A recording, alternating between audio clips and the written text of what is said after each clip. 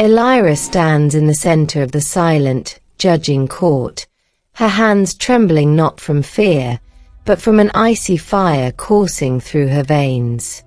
The flickering torchlight casts long, jagged shadows against the cold stone arches, mirroring the hostility of the nobles who surround her. Lord Cassian's laughter rings out, sharp and jagged, cutting through the heavy tension of the hall. He leans forward, his jeweled rings glinting like the eyes of a predator, pointing a mocking finger at her dirted skirts. Beside him, Lady Mirella hides a cruel smirk behind lace-trimmed fingers, her gaze dripping with elegant pity. They see a girl broken by grief, spinning a desperate fantasy to explain a missing hero. But as Elira looks past them, toward the Crimson Throne where King Leontis sits in heavy, judgmental silence, she feels the heart freeze tighten its grip. Her breath mists in the air, a silver plume of frost in a room warmed by a dozen hearths. "He isn't the monster you're hunting," she whispers, her voice cracking but gaining strength as she stares into the king's hollow eyes. "He's the man I'm protecting." The court falls into a suffocating hush. Above her, the shadows seem to bleed from the walls, taking the form of a colossal dragon, the terrifying image they all believe in. But Elira doesn't see the scales. She feels the soul of the wolf beneath them, calling to her through the bond they share. The truth is a weight in her chest, a heat she alone can feel, and she knows that if she cannot make them see, the frost in her blood will claim her before the sun rises. Welcome to the channel. If you're ready for a story where the truth is more dangerous than the lie, you're in the right place.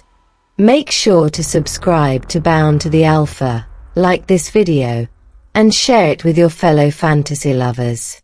Drop a comment below. Do you think Elira can survive the court's betrayal? Stick around until the very end, because what happens in the final moments will haunt your dreams if you miss it. The trial of Elira Valtieri was never meant to find the truth.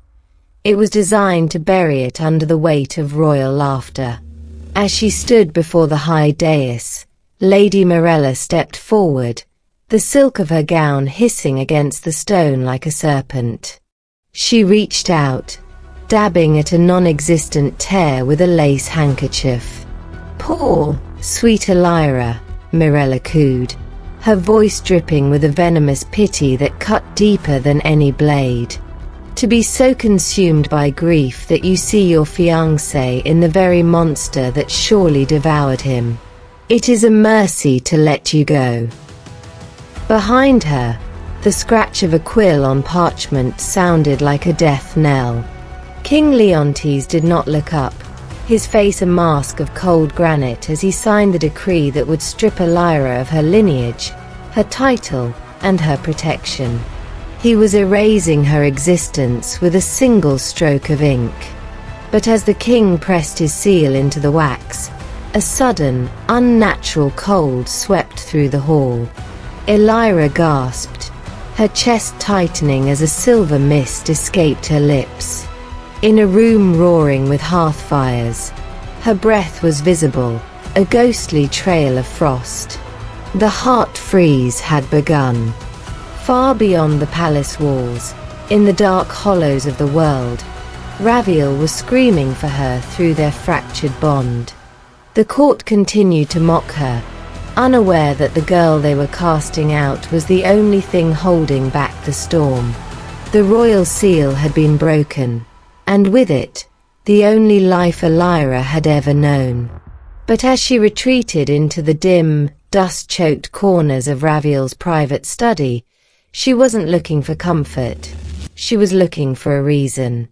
Beneath a loose floorboard near his desk lay a leather-bound journal, its pages yellowed and smelling of old cedar and dried blood.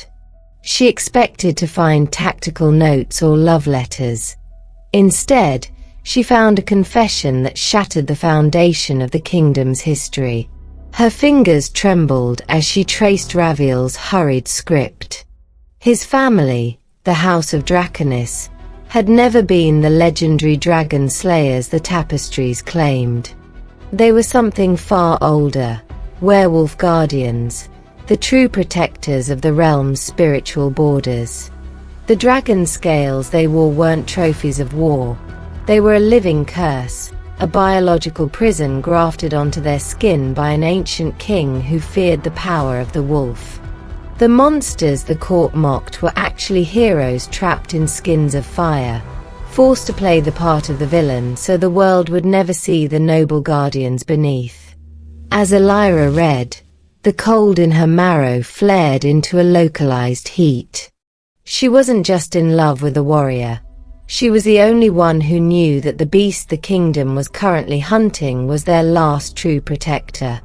The journals proved Raviel wasn't a monster to be feared, but a prisoner to be liberated. Elira closed the book, her path now clear. She would go to the Black Forest, not to find a dragon, but to wake the wolf. The opportunity Elira needed arrived not with a whisper, but with a roar that shook the palace foundations. Panic surged through the corridors as the cry of "dragon" echoed from the western battlements, sending the court into a frenzy of terrified jewel-clutching and frantic retreats. While Lord Cassian's guards scrambled toward the walls, Elira moved like a shadow through the servant tunnels she had mapped in her mind. Her chest burned with the intensifying heart freeze, a cold so sharp it felt like jagged glass in her lungs, urging her toward the source of the heat. She reached the royal armory just as the heavy oak doors were left unguarded. Her fingers closed around a hilt that hummed with a familiar energy, a slender silver blade Raviel had once described as a wolf's tooth, forged to pierce through illusions. Tucking it beneath her travel-worn cloak, she sprinted toward the stables, her breath coming in visible plumes of frost.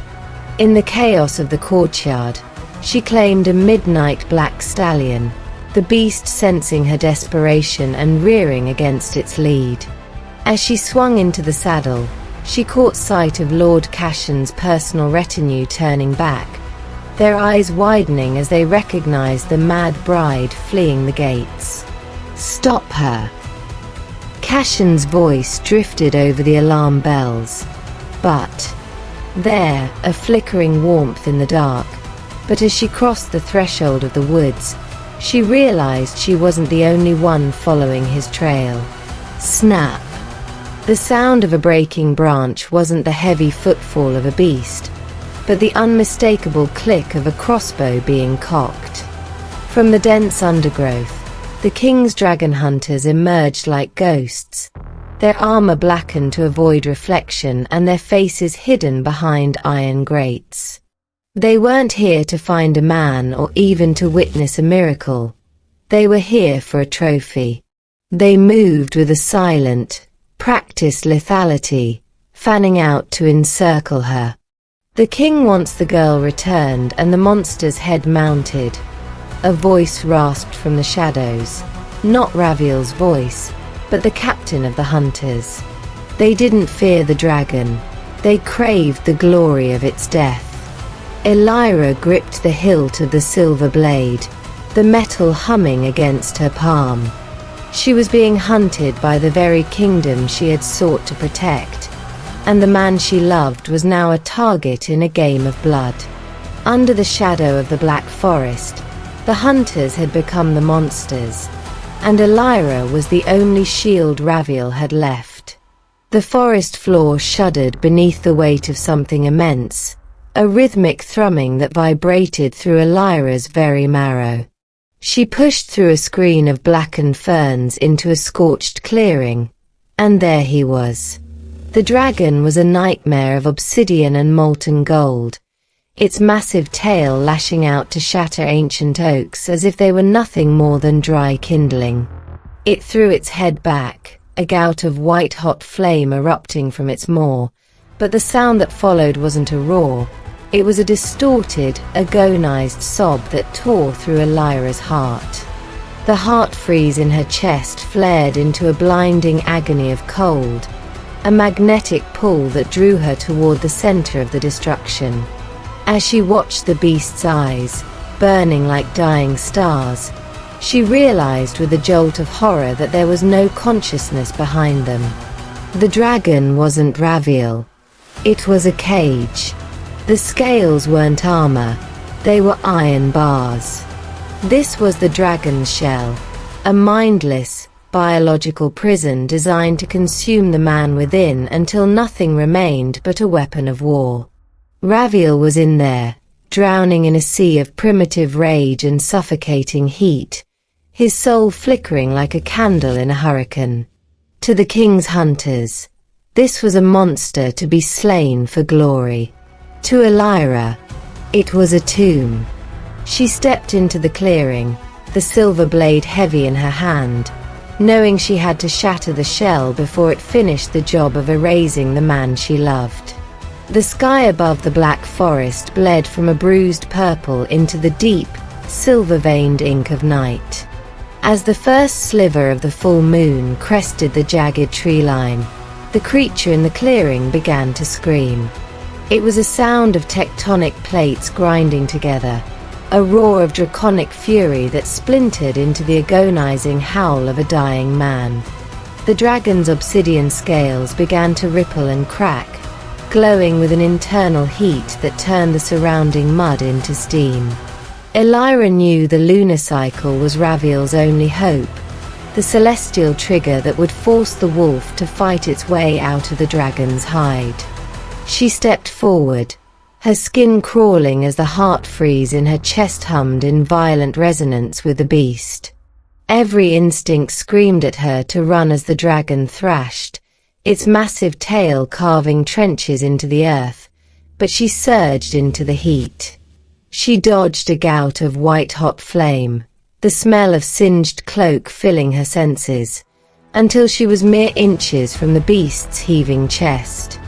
There, beneath a translucent layer of scales that pulsed with a rhythmic, golden light, lay the pulse point, the anchor where Raviel's human soul was tethered to the wolf.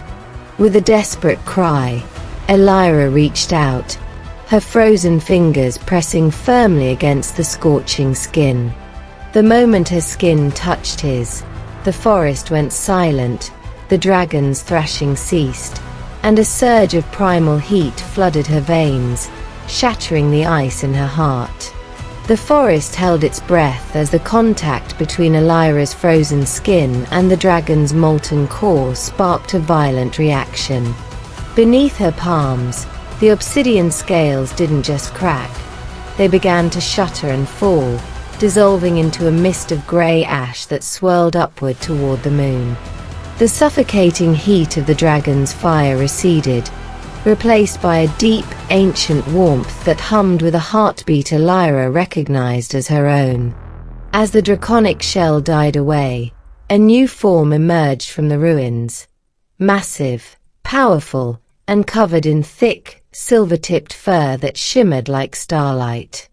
Raviel rose on his hind legs, his werewolf form towering over her with a presence that was both lethal and profoundly controlled. The mindless rage was gone.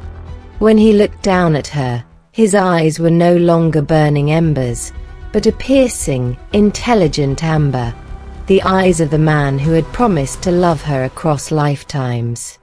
The heart freeze that had threatened to turn Elira's blood into ice shattered instantly, replaced by a surge of primal heat so intense it felt like a second heartbeat. He didn't roar. He leaned down, his massive, furred muzzle pressing gently against her forehead in a silent vow of protection. The bond was restored, the broken circuit closed. Elira clung to him, her fingers buried in the coarse silver fur, realizing that the monster the court had mocked was the only creature in the kingdom that was truly human. They were no longer hunted. They were a force of nature ready to reclaim their truth. Thank you all so much for staying with Elira and Raviel until the very end. Your support means everything to the pack. If you want to dive deeper into this world, be sure to click the Join the Pack button on your screen to become an official member of the channel. And I'd love to know, where are you watching from? Drop your country or city in the comments below. The heavy oak doors of the royal palace didn't just open. They were thrown back with a force that sent a shockwave through the stone halls. Elira Valtieri walked through the threshold, no longer a tear-streaked girl in rags, but a queen draped in the silver light of the moon.